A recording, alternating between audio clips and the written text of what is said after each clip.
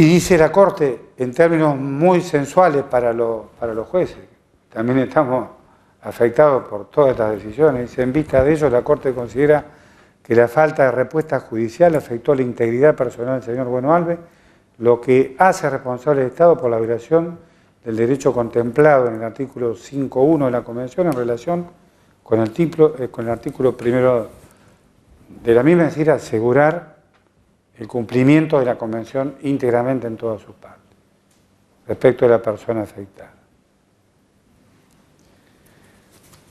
El otro flash que rescaté es la enfatización que siempre la Corte en todos los fallos hace del artículo 8 sobre garantías judiciales y del artículo 25 sobre protección judicial en relación con este artículo 1.1 que es la obligación genérica de respetar los derechos consagrados en la Convención Americana. En orden al tema puntual que nos ocupa, la Corte analiza todas las causas judiciales y en relación al 5.1 de la Convención que entiende violado, dice que el Estado debe investigar adecuadamente posibles actos de tortura u otros tratos crueles o inhumanos, en lo que respecta a la investigación y documentación eficaces de aquella y a la que son aplicables los siguientes principios: independencia, imparcialidad, competencia, diligencia, etcétera, que deberá adoptarse en cualquier sistema jurídico y orientar las investigaciones de presuntas torturas. ¿Qué está diciendo acá la Corte? Le está diciendo a los jueces, a los policías, a los fiscales: señores, si en un caso donde ustedes están investigando un delito determinado, como podría ser la comisión de una presunta estafa, que da lugar en la intervención de este organismo de la Policía Federal, para después transformarse a ese que había sido víctima de una operación comercial en víctima del propio sistema policial.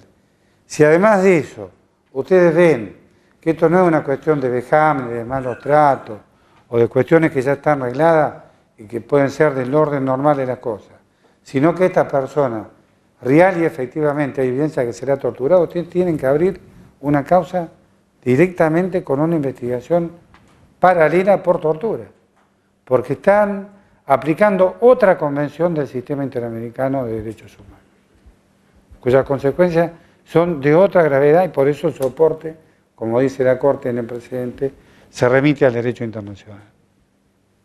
Esto no lo hacen normalmente los jueces, no lo hacen los fiscales, no lo hacen los policías, pero si yo estoy comunicando, tengo que comunicar para todos. Así que empiezo por los jueces. Tenemos que tratar que los derechos humanos, como dice la Corte, se cumplan, que las investigaciones sean eficaces, que sirvan para algo y que los hechos no se puedan repetir. Pero si yo no los investigo, no los persigo y no los castigo, se van a volver a repetir y los que torturaron volverán a torturar, porque nadie les ha dicho nada. ¿Está claro el mensaje? Fuertísimo, tremendo. Igual que el otro llamado que sigue. Y esto también vale porque tengo acá un médico forense, que son auxiliares también nuestros, importantísimos en la investigación. Siendo crucial para la determinación de los hechos el desarrollo de una pronta investigación, el tribunal considera que la revisación médica del señor Bueno Alves debió ser inmediata. No pueden pasar días para que tomen intervención los médicos oficiales, los médicos policiales o los médicos forenses. Tiene que ser inmediata. ¿Por qué? Porque esa es la regla de una pronta y eficaz investigación. Y es lo que permitiría evitar que se pane el segundo plano, el tercer plano o el cuarto plano cuando ya se entra directamente a la tortura. En otro orden, la Corte también observa que la instrucción de causas judiciales en las que no se investigaron los hechos con diligencia y la carga procesal recayó en gran parte sobre el señor Bueno Alves. Y dice, pegándonos a nosotros, el rol que jugaron el Ministerio Público y el juez fue notoriamente pasivo. Efectivamente, cuando uno lee la causa, ve que la fuerza de la investigación y la posibilidad de esclarecer la verdad se hizo todo por obra del querellante. Si acá no se hubieran constituido los familiares de Bueno Alves, en parte querellante en el proceso, esto hubiera quedado en el terreno de la impunidad. No hubiera sido jamás investigado y castigado por nadie. Y condena a la Corte la actitud pasiva del Poder Judicial, de los jueces y de los fiscales. Así que nosotros estamos en igualdad de condiciones en el incumplimiento de las obligaciones.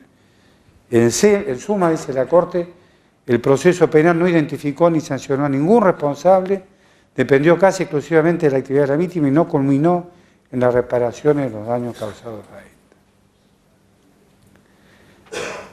Por supuesto que hay muchos flashes también concomitantes, la duración del proceso, el plazo razonable, habían pasado casi 10 años y la conclusión va a ser siempre la misma, 8 y 1 y 25 de la Convención en relación al 1.1 como normas específicamente violadas, y después viene todo el capítulo de reparaciones, donde la Corte obviamente trata de la persona lesionada, de las indemnizaciones patrimoniales, bueno, y fíjense qué importante este flash, que considerando que separé, que es el 147, que dice: a criterio de esta Corte, estos testimonios demuestran que el señor Bueno Alves y su hermano eran artesanos marmoreros con prestigio, pero no permiten apreciar los ingresos mensuales que la víctima tenía. Fíjese la categoría de los damnificados, ¿no? La representante no se ha presentado otro tipo de documentos como podrían ser los recibos de factura de los trabajos realizados, etcétera, etcétera, etcétera, etcétera. Acá le carga la romana a la parte querellante: señor, me pide una reparación y no me trae prueba. Yo lo único que sé es de la profesión, arte u oficio que tiene, pero el daño patrimonial realmente sufrido y sus consecuencias usted no me lo acreditó. O sea, palo para todo acá, parejito. Recata el rol del querellante, porque sin el rol del querellante no se hubiera podido hacer nada. Y después recata también la tarea de los psicólogos y de los psiquiatras que peritaron en la causa. Pero de todas maneras, la Corte en el considerando 64 dice: en el presente caso la Corte considera demostrado que el señor Bueno Alves permaneció aproximadamente 11 años sin tratamiento psicológico. Por favor, cuando entre una persona en estas condiciones, la misma policía que actúa en la prevención, el fiscal, el juez, medidas urgentes, la detección a la víctima, tenemos oficina específica del Ministerio Público o las demás del Estado. A la Corte no le interesa quién lo haga, que sea un personal idóneo, eso sí, pero tener 11 años una persona en esta situación realmente. Bueno, y eso dice que actúa la Corte como un factor decisivamente de agravamiento y de cronificación de la afección originaria. El daño físico, la incapacidad sobreviviente, bueno, todo lo que implicó el despojo patrimonial, que era realmente importante en esa época. Bueno, va a la Corte, voy a poner solamente este caso como referencial, porque muchos me preguntan, ¿qué indemnizaciones fija la Corte? Voy a poner solamente este caso, porque después todos los demás los ven por internet. Lucro cesante, $148.000. Gasto médico incurrido, $30.000. Gastos médicos futuros, $45.000. Total, por este rubro, $223.000. Y en el caso de los beneficiarios, de los otros daños en los que han sufrido el agravio que la Corte llama daño inmaterial y nosotros lo traducimos como daño o agravio moral, lo califica así: para Juan Francisco Alves, $100.000, para Tomás Alves de Lima, que es la madre, $10.000, para Inés María del Carmen Alfonso Fernández, ex cónyuge, $10.000, para Juan Francisco Bueno, que es hijo, $10.000, para Ivonne Miriam Bueno, que es hija, $10.000, para Verónica Inés Bueno, que es hija, $10.000. Total, por este concepto, $150.000. ¿Qué vemos diferente con el sistema del derecho común? La amplitud de la reparación que la Corte tiene, porque va a reparar el daño moral de la madre sufrido por la madre, por los hijos, no por los damnificados directos, como dice el 1068 del Código Civil, sino por los indirectos. Inclusive, fíjense que la ex cónyuge también recibe una reparación de 10.000 dólares, porque cuando la Corte acredita que se mantiene una relación de afecto, de proximidad, aunque estén separados no le importa. También la ve como la persona que ha sufrido indirectamente la consecuencia del mal causado.